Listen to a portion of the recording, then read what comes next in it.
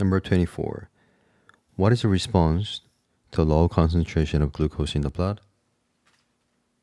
So when the glucose concentration gets lowered in our blood, it means we need more glucose molecules.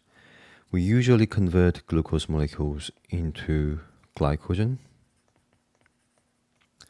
And when we need more glucose molecules, we convert glycogen molecules into glucose or glucoses by breaking down the glycogen.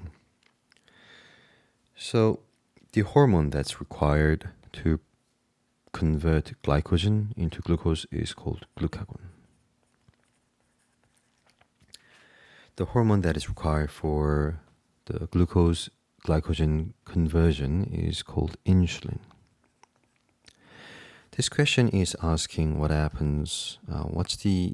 What happens when the blood glucose concentration gets lowered? So we need more glucose molecules. So we need glucagon released,